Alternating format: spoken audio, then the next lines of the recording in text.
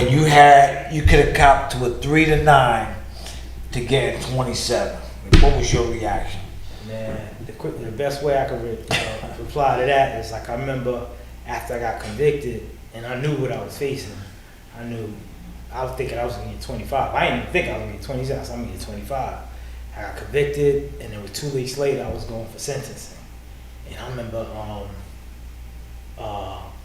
matter of fact, it was before the conviction. I was waiting for the verdict. And they told me the verdict came back. You gotta go into court.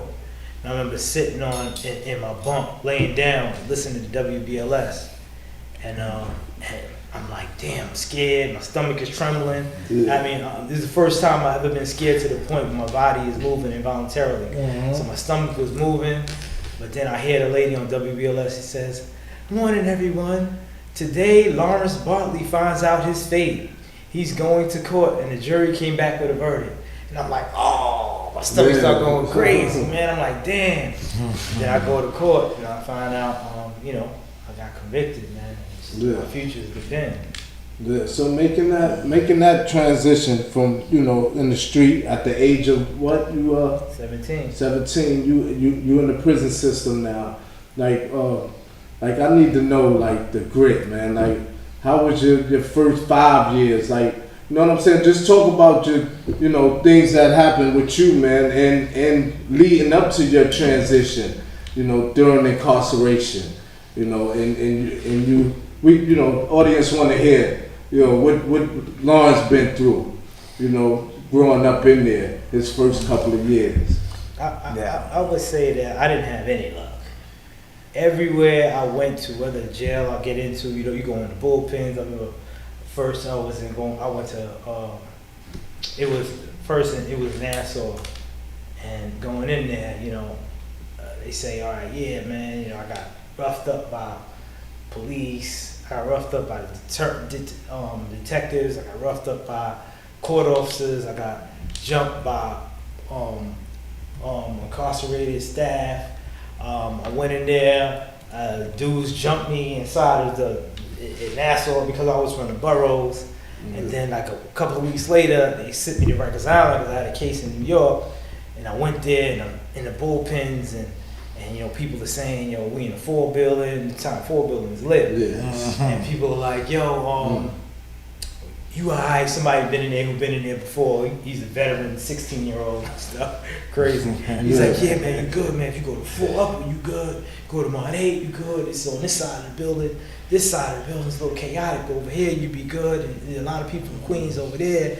A lot of people from Queens in 4 Upper, 4 Main. Latino brothers, Latinx brothers. So I don't know. They ain't gonna let you live there. But one place you definitely don't want to go. You do not want to go to 3 Lower. Do not go there on any circumstance. Yeah. So I called names out. They said Johnson, 4 Upper, such and such, Mod 9, Bartley, 3 Lower. I'm like, God.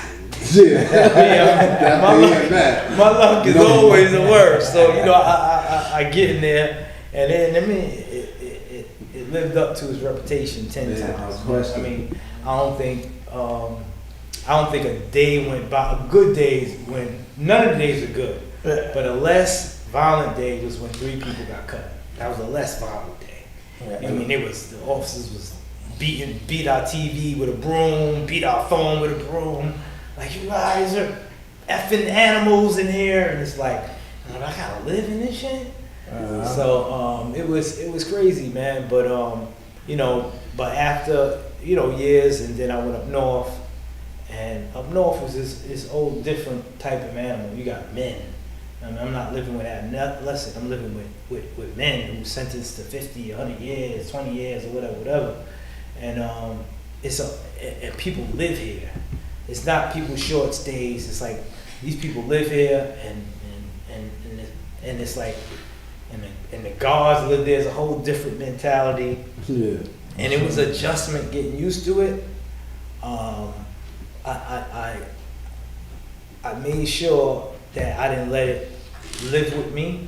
I made sure no matter what I was going through, I remember the way my grandmother used to spoil me. I don't know why. Everybody got something they cling on to, but I cling on to that. My mental health would cling on to my paternal grandmother.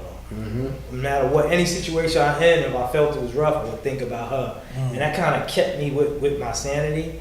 And